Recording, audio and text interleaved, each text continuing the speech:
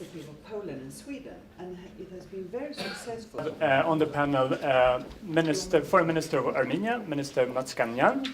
Welcome, Minister. Minister Matskanyan has also been Armenia's ambassador to the UN, to Geneva, and to the UK. The cooperation, and then we were directing our efforts to Minister. Please, Minister Matskanyan. Thank you. Thank you very much. Now, again, my life in 3 minutes, it's not possible. But,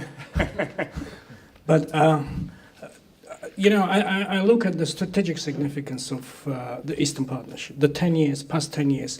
The way in which the idea was incepted is something to debate and to work out, and with the Polish and Swedish friends to consult. But looking back 10 years and looking at it now and for the next 10 years, I think strategic significance of it just strike me. Just, you know, remember 30 years ago, exactly 30 years ago, the fall of the Berlin Wall, the triumph of freedom, the domination of that, you know, ideology, democracy, human rights, these all matter.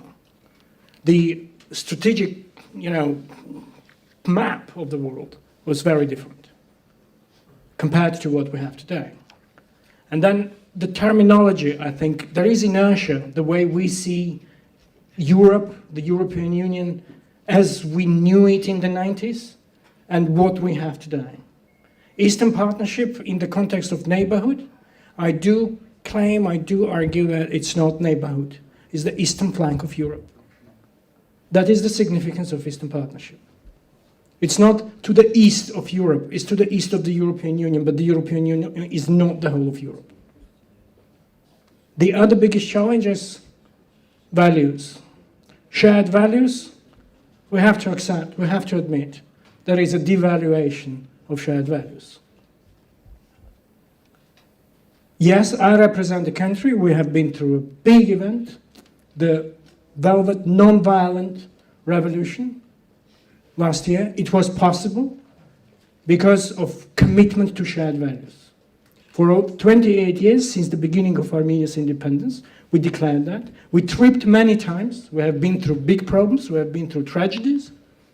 But it was possible to build that kind of a revolution because it was the build-up, and the European Union and the European concept and the European shared values have been at the heart of it.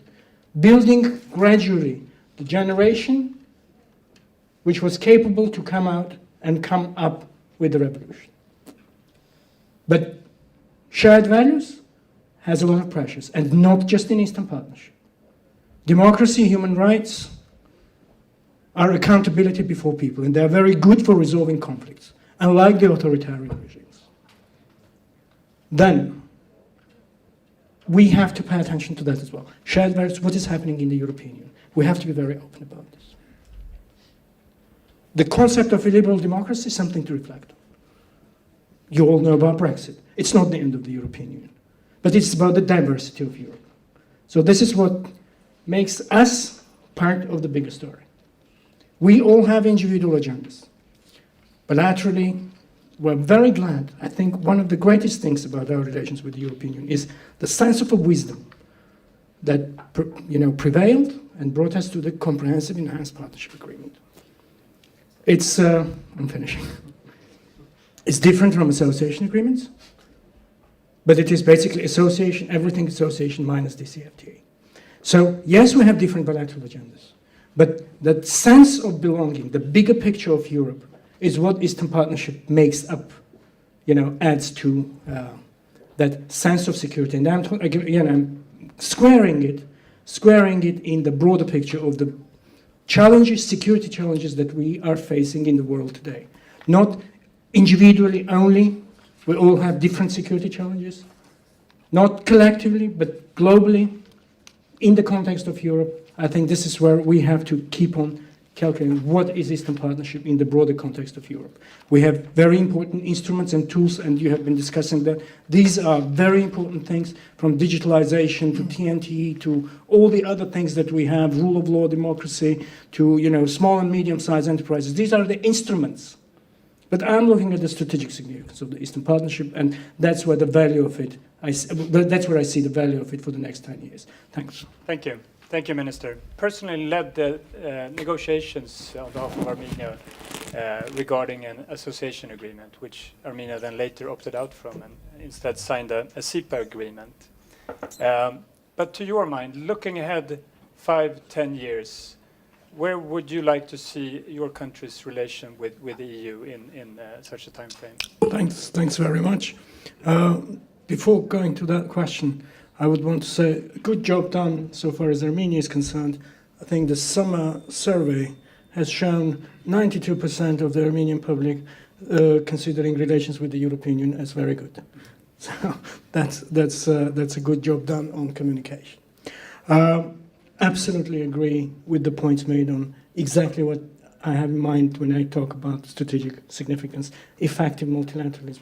We, especially the small nations, we depend on that. This is an absolutely important platform for effective multilateralism, especially amongst countries who share values. 5 to 10 years on, that's exactly where we have been benefiting from, how we continue to benefit from. In relations with the European Union, relations with Europe, relations within Europe. I think the important challenge is to spread the sense of the eastern flank of Europe further towards other parts of Europe. Poland and Sweden have been very important as the engine of developing the concept of the Eastern Partnership. But spreading that sense of mutual dependence, of significance of the eastern flank to every part of Europe, I think that's a very important challenge. Developing the shared value-based relationship, developing those, our SAPA, basically, gives us the absolute opportunity to raise the level of our development according to the model we're striving at. Like the sectoral cooperation within SAPA gives us that opportunity. So let's get the best of it. We have shown the powers of political will so far as anti-corruption is concerned, democratic institutions, and so on and so forth. We know that's not enough. We have to institutionally further strengthen and enhance that. And that's what we're doing, and that's where the European Union remains an important partner to us. And those are just examples of how we are evolving. We have this evolution of relations. It carries on. It carries on. We square it into the bigger picture of those security challenges we're dealing with. And our security challenges are pretty complex, not exactly the subject to discuss now. But within that, the European Union has been an important security provider in terms of both the institutional strength, institutional capacities, the values. That mattered for 28 years, it's going to matter further on. This is the playground we live in, we work with, and this is very important. This is how it's going to continue. Thank you. Thank you, Minister. Minister Mnatskanian, what can Armenia offer in terms of cooperation for the EU? Well, Armenia is very comfortable in its playground. Armenian people have been contributing to the collective sense of Europe. The shared security, the shared development, this is what is important for all, let alone wine, brandy, good creative education, good smart development. But those are specific, those are the practical things. Yeah. What do we offer out of cooperation? Exactly what cooperation is for, But it is coming back with that sense of stronger shared values and contributing to the common home of Europe through this cooperation. That is the sense of a common house.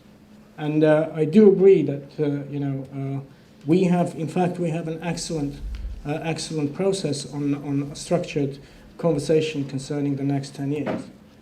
This has to be kept up. There are many good, interesting ideas which make more tangible. Within this format, it's a general talk. But I think within this structured conversation, I think we have a plethora of interesting ideas about the way in which we find the ways of contributing mutually to what is good to all of us. The sense of a common home, that's the biggest thing. Thank you, Minister.